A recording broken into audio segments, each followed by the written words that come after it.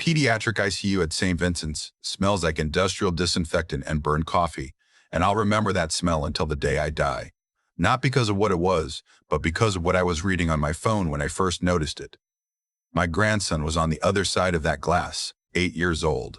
Tubes coming out of places no child should ever have tubes coming out of. A drunk driver had run a red light on Fremont Avenue around 3 in the afternoon, broadsided the minivan, and now my daughter's only boy was fighting for his life while a machine breathed for him. I was 63 years old and I had never felt so useless in my life.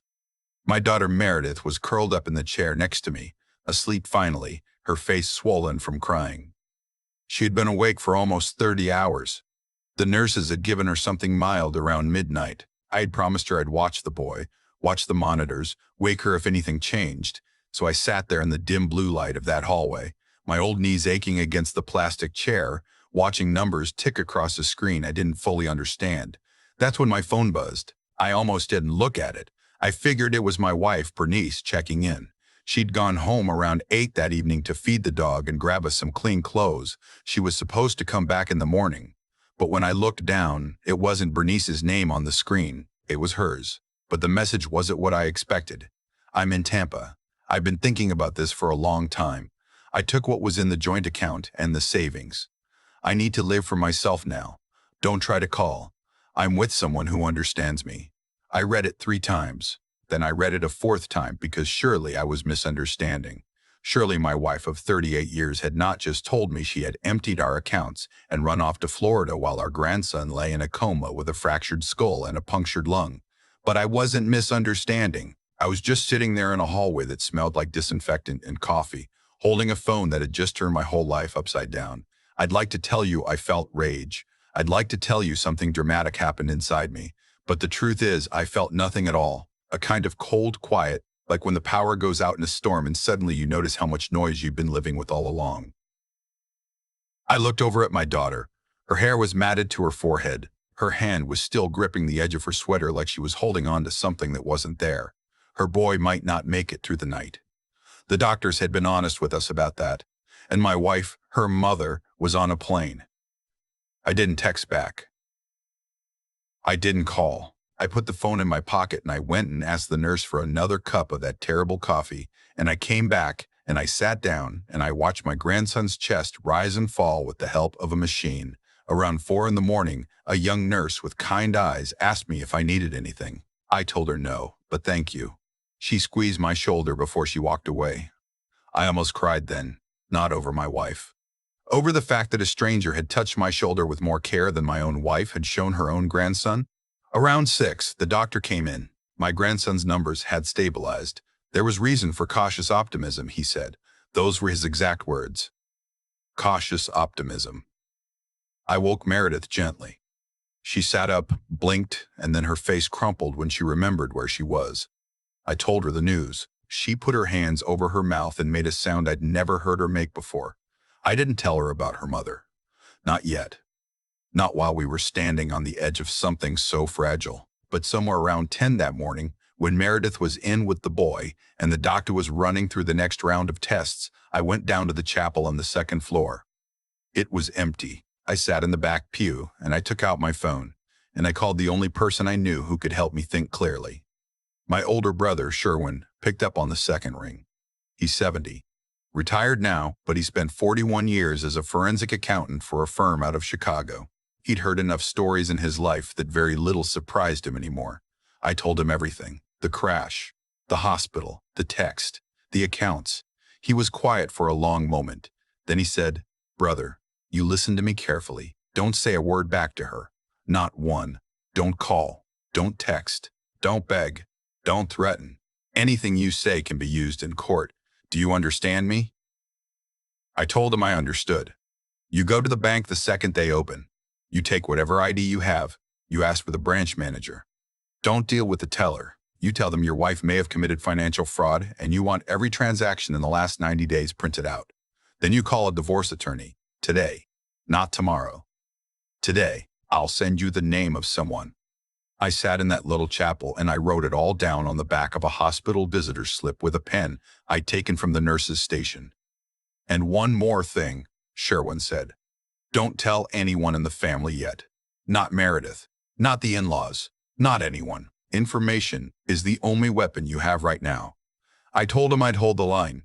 He paused, and then his voice got softer. I'm sorry, brother. I really am. But you got a grandson to think about. Be where you need to be. I hung up. I sat there for a few more minutes. Then I went back upstairs to the pediatric ICU, and I held my daughter's hand, and we watched her boy sleep. That afternoon, while Meredith was talking to a social worker, I slipped out and drove to our credit union on Elm Boulevard. The branch manager, a small woman named Mrs. Brave, Penhallow, took me into a back office. I told her what had happened. She didn't react with shock or pity. She just nodded the way someone nods when they've seen this before, more times than they'd like to admit.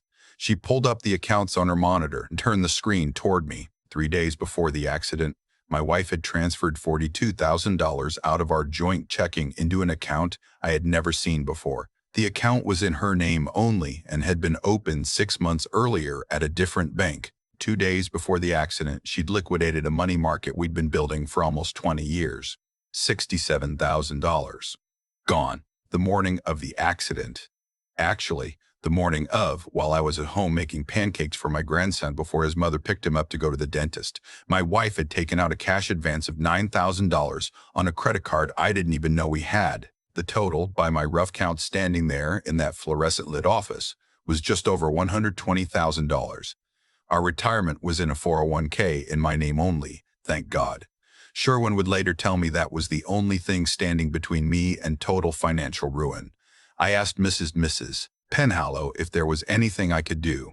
She told me she couldn't freeze anything without a court order, but she could flag the accounts for unusual activity and require both signatures going forward. She did that right there while I sat across from her. She also printed me a thick stack of statements. I drove back to the hospital with that stack of paper on my passenger's seat. I remember stopping at a red light on the corner of Elm and Westgate, and I just stared at those papers and I thought to myself, 38 years of marriage, of raising a daughter together, of putting her through college, of saving up to take a cruise to Alaska for our 30th anniversary, of holding her hand at her father's funeral, of sitting up with her when her mammogram came back, questionable in 2014, of cooking together on Sunday afternoons. And she had been planning this for 6 months, maybe longer, while I was making her coffee in the morning, while I was changing the oil in her car, while I was driving her to her book club. The light turned green. I drove the rest of the way to the hospital. That night I called the attorney Sherwin had recommended. Her name was Miss Kettering. She agreed to see me first thing the next morning. She told me on the phone very calmly that what my wife had done was probably not actually legal, even if the accounts were joint. She used the words fraudulent dissipation of marital assets. She told me there were emergency motions we could file. She told me not to worry about her fee right now. We'd figure it out. I sat in the hospital cafeteria at midnight, eating a stale turkey sandwich, and I let myself feel it for the first time. The whole thing. The full weight of it. My grandson upstairs, still on a ventilator. My daughter going through the worst week of her life and about to find out her mother had abandoned her. My retirement compromised. My house possibly on the line. And somewhere in Tampa, my wife was probably sitting on a balcony with a glass of wine and a man whose name I didn't even know. I cried then. Just once, just for about 10 seconds, and then I wiped my face with a napkin and I went back upstairs. The next morning, before I went to Miss Kettering's office, my grandson opened his eyes. He didn't speak, and he couldn't, with the tube still in his throat, but he opened his eyes and he looked at his mother, and he reached up with one small hand and touched her cheek. Meredith collapsed into the side of his bed and sobbed, and I stood in the doorway and I thought, okay. We can do this. He's still here. We can do this. Ms. Kettering was a woman in her 50s with steel gray hair and a no-nonsense way about her. She listened to my whole story, took notes, and asked sharp questions. When she was done, she leaned back in her chair and said, "Sir, your wife has handed us a very strong case. We're going to move quickly. By the end of today, we'll have an emergency motion to freeze the assets she transferred. By tomorrow, we'll have an order. She won't be spending that money for long." I asked her about the man. She raised an eyebrow. "Do you want to know who he is?" I told her I did. Not for revenge, just to understand. She wrote down a few notes. "Give me 24 hours. When I left her office, I went back to the hospital and I sat with Meredith for the rest of the day. Around 7 that evening, while my grandson was sleeping peacefully, she asked me where her mother was. I had been dreading this moment for 2 days. I told her as gently as I could that her mother had decided to leave. I told her about the text. I left out the money. I left out the man. I figured she didn't need all of it at once. Meredith didn't cry. She just sat very still and stared at the wall for a long time. Then she said, "She didn't even come to the hospital." I told her no, she didn't. Meredith looked at me. "Daddy, what kind of person doesn't come to the hospital?" I didn't have an answer for her. I still don't. The next afternoon, Ms. Kettering called. The freeze order had been granted. My wife's new account at the other bank had been locked. The credit card had been suspended pending investigation. The money was still there, mostly, and she had something else for me. The man's name was Bartholomew. He was 67, divorced twice, lived in a condo complex in St. Petersburg. He had been a regional manager for a kitchen appliance distributor before retiring. My wife had met him 8 months earlier on some kind of online forum for people interested in classic cars. She'd been driving up to a hotel in our county to meet him twice a month for the last half year, under the cover of visiting her sister in Cleveland. Her sister Loretta, who Ms. Kettering had spoken to that morning, had no idea. Loretta was furious. She called me herself that evening and apologized for things she hadn't even done. She told me her sister had always been selfish, even as a girl, but she'd never imagined it could come to this. A week passed. My grandson got stronger every day. They took the breathing tube out on Tuesday. By Thursday, he was eating Jell-O and asking for his Nintendo. By the following Monday, they were talking about moving him out of the ICU and into a regular room. My wife sent me 3 more text messages during that week. The first one was angry. "What did you do? My card was declined. You had no right." The second one was pleading, "Please, we need to talk like adults. This isn't what I wanted to happen." The third one was cold. "You'll regret this. I'll get a lawyer too." I didn't respond to any of them. Sherwin had been right about that. Every word would be used against her in court. On the second Tuesday after the accident, my grandson was moved to a regular room. That same afternoon, Ms. Kettering called me and said my wife had hired an attorney in Tampa. He had filed a counter motion claiming the joint accounts had been disposed of legally because both names were on them. Miss Kettering laughed when she told me, "He's not licensed in this state. We'll have him for breakfast." She wasn't wrong. 3 weeks later, we had our first hearing. My wife had to fly back. She walked into that courthouse like she owned it, in a cream-colored suit I'd never seen, with sunglasses pushed up on her hair. She didn't look at me. Not once. The judge was a woman in her 60s who had clearly heard every excuse a human being could come up with. She listened to my wife's attorney argue that the funds were marital property and my wife had a right to access them. She listened to Ms. Prani, Kettering counter that timing matters, that the systematic transfer of assets in the days before abandoning a spouse, especially during a family medical emergency, was a textbook case of fraudulent dissipation. The judge ruled in our favor. The freeze stayed until the divorce was finalized. My wife would have access to a small monthly allowance from her share of the funds and nothing more. The judge also ordered that she would be responsible for her own attorney's fees. My wife's face went white when she heard that part. I think that was when it really hit her that this was not going to go her way. That evening, my brother-in-law on my wife's side, Loretta's husband, a quiet man named Ferdinand, who I'd always liked, called me. He told me he had something to tell me, and he was sorry he hadn't said anything sooner. He had seen my wife at a restaurant in Cleveland 8 months ago with a man, but she had told him it was an old work colleague, and he'd let it go because he didn't want to start trouble. He felt terrible about it now. I told him it wasn't his fault. People are not responsible for the lies other people tell. The divorce took 11 months in total. My grandson, by the way, made a full recovery. By the time it was all done, he was back in school, playing soccer, getting in trouble for forgetting his homework. The driver who hit him got 6 years. My wife, my ex-wife, ended up with about $40,000. After her attorney's fees, after the penalties for the early liquidation, after the legal costs the judge ordered her to pay, that was what she walked away with from a marriage of 38 years. The man, Bartholomew, lasted about 4 months. According to Loretta, who somehow stayed in touch with her sister long enough to find out, he dumped her the moment her money was tied up in court. She tried to come back to Tampa and start over, but with her assets frozen, she couldn't afford the lifestyle she'd imagined. She ended up moving into a one-bedroom apartment in a town outside Orlando and working part-time at a department store. She called me once, about 6 months after the divorce was final. She said she wanted to apologize. She said she had made a terrible mistake. She said she missed her daughter, her grandson, her life. I let her talk. I didn't interrupt her. And when she was done, I said the only thing I had left to say to her. I said, "I hope you find some peace, but you won't find it here."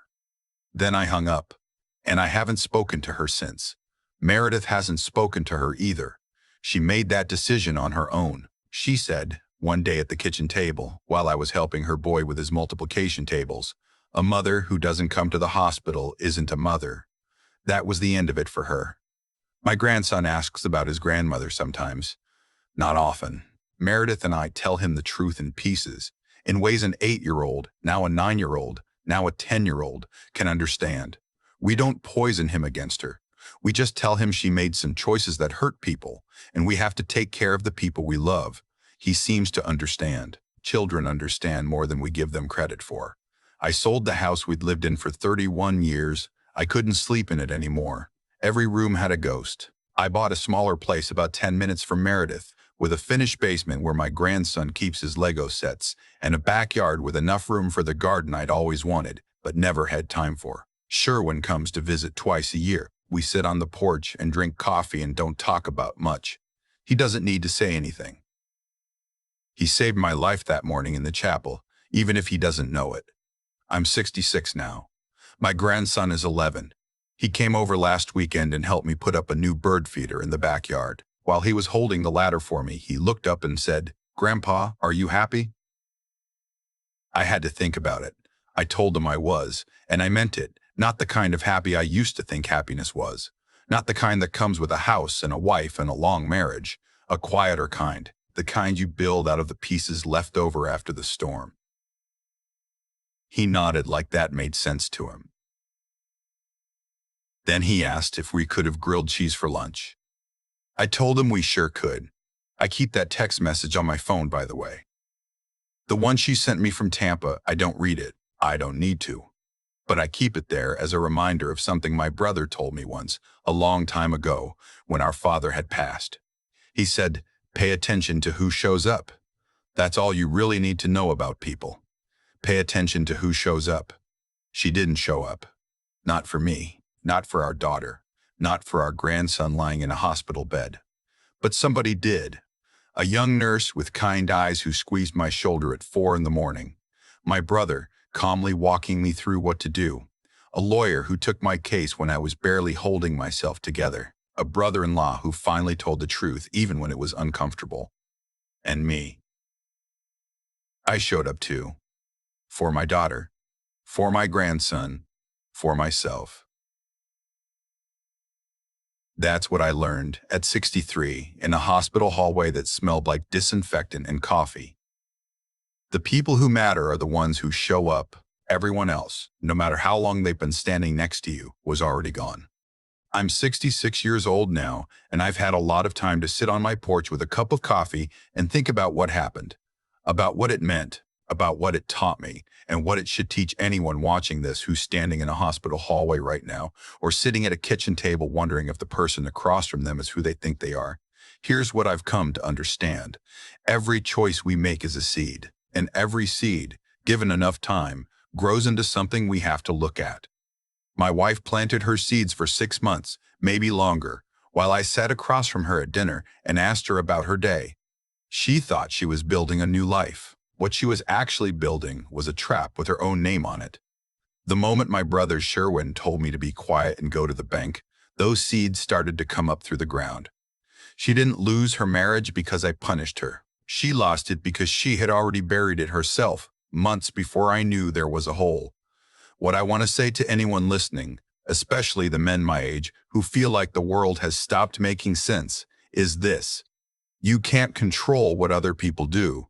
You can't make a person love you or honor you or show up when you need them. But you can control three things, and they have carried me through every dark night since that one at St. Vincent's. The first is your character. When I sat in that chapel and called my brother instead of firing off an angry text, that was character. It cost me nothing in the moment, and it saved me everything later.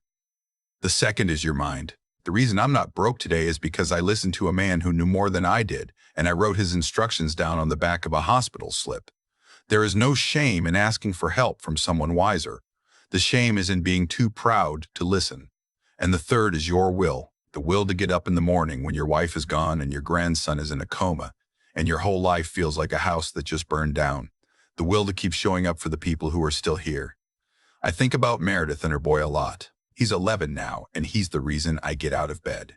He didn't know it at the time, but that little hand, reaching up to touch his mother's cheek in the ICU, was the moment I knew I was going to make it through. Because some people show up, and some people walk out, and the ones who show up are the only family you really have, blood or not. So pay attention to who shows up. Take care of them. And when the storm comes for you, and it will, hold your tongue, use your head, and don't quit. That's all I know. That's everything I've got.